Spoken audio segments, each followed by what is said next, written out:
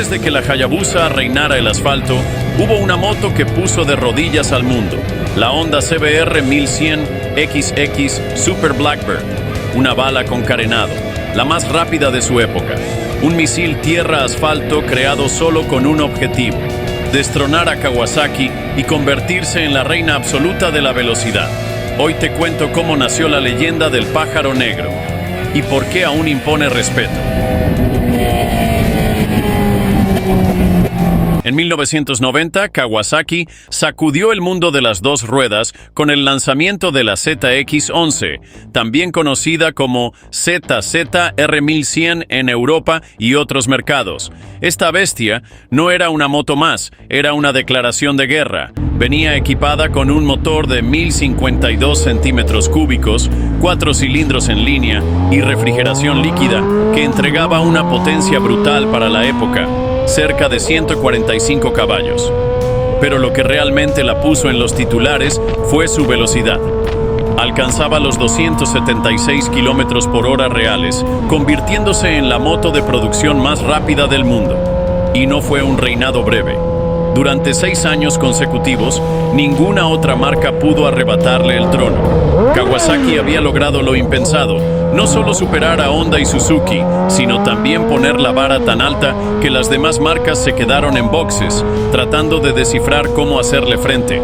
Su secreto no era solo el motor, tenía una aerodinámica muy trabajada, un chasis estable y una entrega de potencia suave pero contundente, perfecta para devorar kilómetros sin esfuerzo.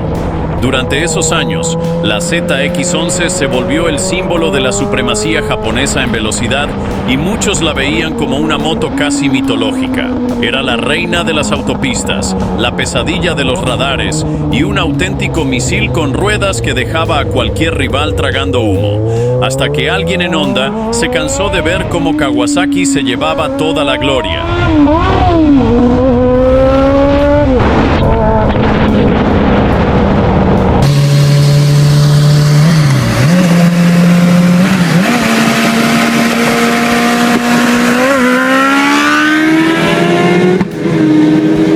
En 1996, Honda decidió que era hora de desafiar a la ZX-11. Así nació la CBR 1100 XX Super Blackbird, una moto inspirada en el avión espía SR-71 Blackbird, símbolo de velocidad y sigilo. Con un motor de 1137 centímetros cúbicos y una potencia de 164 caballos, la Blackbird alcanzó los 290 kilómetros por hora, superando a la ZX-11 y reclamando el título de la moto más rápida del mundo. Pero lo que realmente la hacía especial era su refinamiento. Mientras la ZX-11 era una bestia algo rústica, la Blackbird era una bestia con modales. Su motor era tan suave que podías usarla para viajar con tu pareja sin que te odie. Y al mismo tiempo, si girabas el acelerador con ganas, el paisaje se volvía borroso. Era rápida, sí, pero también cómoda, confiable y silenciosa. Un lobo con traje de gala. Con la CBR 1100 XX, Honda no solo ganó la batalla de la velocidad, también demostró que se podía construir una hipermoto civilizada sin sacrificar ni un gramo de potencia. Y Kawasaki, al ver la llegada de la CBR 1100 XX, no la pasó nada bien. Fue como si Honda hubiera entrado a su casa, se hubiera comido su sushi y encima se hubiera llevado la katana del Shogun. Al principio se quedaron en silencio, no había respuesta inmediata. El golpe fue seco y directo al ego, pero por dentro se estaba cocinando una venganza, y esa venganza se llamó ZX-12R, que llegó recién en el 2000. Pero claro, para ese entonces ya era tarde, porque Suzuki les había tirado una bomba nuclear en 1999 con la Hayabusa. Así que podríamos decir que después de la llegada de la Blackbird, Kawasaki sintió lo que siente un boxeador que va ganando por puntos, hasta que le meten un uppercut en el último round. Pero la gloria de la Blackbird fue tan intensa como breve. Apenas 3 años después de haber destronado a la ZX-11, Honda se encontró en el lado opuesto del combate. En 1999, Suzuki apareció en escena con una bestia salida directamente de un laboratorio de locos, la GSX 1300R Hayabusa. Esta moto no solo superó a la Blackbird, la aplastó sin piedad. Velocidad punta, 312 kilómetros por hora reales, una cifra que parecía ciencia ficción. No fue una mejora suave, fue una declaración de guerra. Suzuki no quiso alcanzar a Honda, quiso humillarla, y lo logró. La Hayabusa tenía 1.299 centímetros cúbicos, más de 170 caballos, un diseño aerodinámico que parecía diseñado por un equipo de físicos nucleares con acceso a túneles de viento y a drogas fuertes porque estéticamente también rompió todos los moldes. Mientras la Blackbird era elegante, refinada, casi diplomática, la Hayabusa era un torpedo con ruedas. Una criatura hecha para romper récords, no para hacer amigos. La rivalidad entre Honda y Suzuki alcanzó niveles históricos. Ya no era solo una guerra técnica, era una batalla de orgullo, de filosofía. Honda apostaba al equilibrio, a la finura, a ser rápido sin perder la compostura. Suzuki simplemente puso el acelerador a fondo y tiró la mesa por el aire. No buscaban elegancia, buscaban ser los más rápidos cueste lo que cueste. Y lo lograron. La Hayabusa no solo dejó atrás a la Blackbird, sino que redefinió lo que significaba una moto hipersport. Fue tan brutal su impacto que forzó a las marcas japonesas a firmar un pacto no oficial. Desde ese momento, las motos de producción no superarían los 300 kilómetros por hora. En otras palabras, Suzuki ganó la guerra tan fuerte que hubo que cambiar las reglas del juego. Y aunque la Blackbird quedó atrás en velocidad, su legado quedó intacto. Fue la chispa que encendió la guerra más espectacular en la historia de las motos japonesas. Honda llegó a la cima, pero Suzuki llegó a la historia. Y esta competencia no era simplemente una batalla de números en una hoja técnica.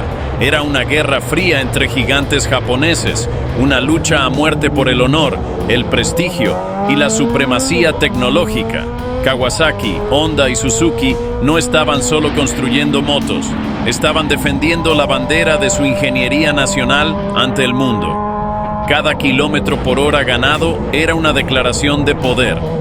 Cada décima de segundo recortada en el cuarto de milla era una bofetada al rival. El orgullo japonés estaba en juego. Estas marcas, que habían sido parte del boom económico del Japón de posguerra, ahora competían por algo más simbólico: demostrar quién era el verdadero amo de la velocidad en el planeta Tierra. No se trataba de ventas masivas ni de utilitarios baratos. Era una pelea por crear la katana definitiva sobre dos ruedas. Y mientras en Occidente se preocupaban por la practicidad, el confort o la eficiencia, en Japón estaban ocupados creando monstruos mecánicos capaces de romper récords, volando bajo a 300 kilómetros por hora sin despeinarse. Era como ver a samuráis peleando en silencio, pero con motores de 1.300 centímetros cúbicos rugiendo como dragones. El impacto de esta rivalidad trascendió las calles y los circuitos. Capturó la imaginación de toda una generación de fanáticos. Revistas, programas de TV, foros de internet, videoclubs que alquilaban Top Speed Shootouts en VHS. Todos querían saber qué moto era la más rápida, cuál ganaba en la pista, cuál te hacía volar en la autopista alemana sin restricciones. Era la época dorada donde las cifras de velocidad no eran limitadas por tratados ni censura, y los ingenieros japoneses se transformaron en artistas del exceso. Lo curioso es que esta obsesión no estaba impulsada por el mercado, sino por algo más profundo: la necesidad de no quedarse atrás. Porque si uno lo hacía, los otros dos no lo perdonarían. Honda con su precisión quirúrgica, Kawasaki con su rebeldía y Suzuki con su brutalidad sin filtros. Tres filosofías diferentes, un solo objetivo: crear la máquina más rápida del mundo. Una batalla que marcó a fuego la historia del motociclismo y que hasta hoy sigue inspirando respeto, nostalgia y locura entre los que aman la velocidad.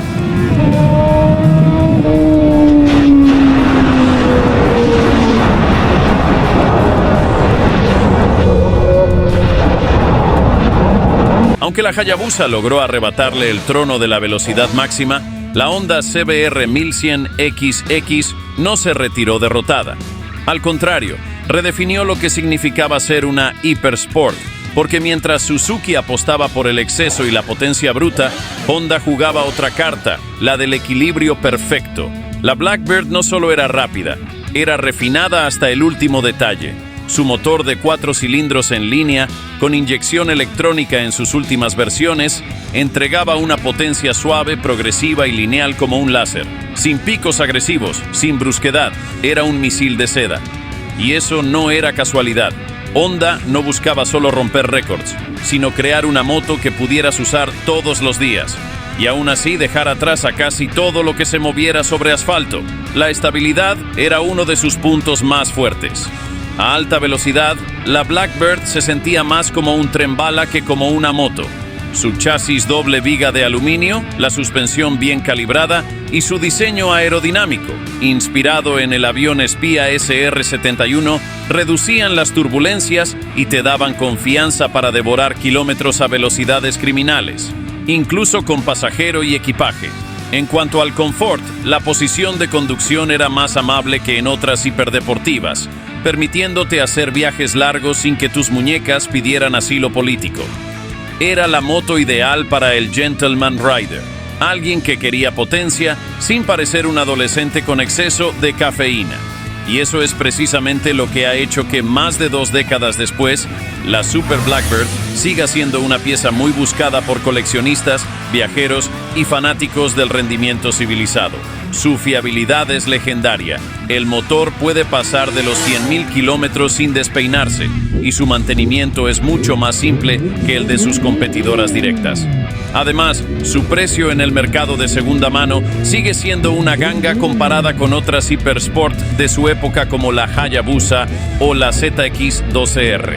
Ofrece una experiencia de conducción sublime, potencia de sobra y una elegancia que no ha envejecido ni un ápice. Hoy, en un mundo donde las motos modernas están saturadas de electrónica, pantallas táctiles y modos de conducción, la Blackbird representa una era dorada en la que el piloto todavía tenía el control total, pero con la gracia y precisión de la mejor ingeniería japonesa. En definitiva, puede que la Blackbird no ganara la guerra de la velocidad, pero ganó algo mucho más duradero: el respeto eterno.